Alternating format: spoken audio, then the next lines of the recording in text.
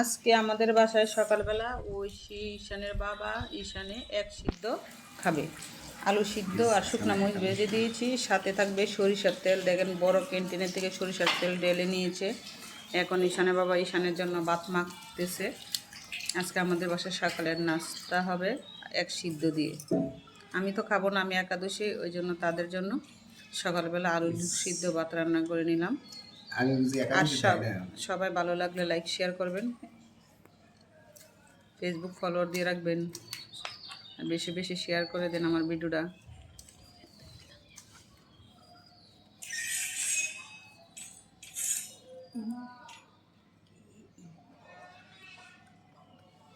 আর দেখেন এক সিদ্ধ ভাত ঈশানের জন্য মেখে দিচ্ছে।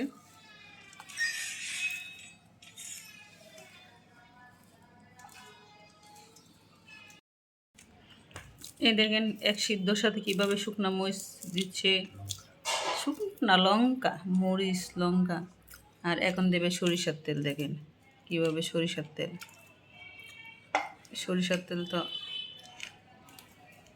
পুরোটা খাবো, পুরোটা খাও, খাও, বেশি করে খাও। এক সিদ্ধ কিন্তু তারা অনেক পছন্দ করে। আরও অন্য কিছু দিতে চাইছিলাম, মানা করে, শুধু নাকি আলু সিদ্ধ দিয়ে আজকে খাবে। করলা ছিল, মিষ্টি কুমড়া ছিল, না করে, যেহেতু আমি খাবো না ওই জন্য তাদের এগুলো পছন্দ করে না।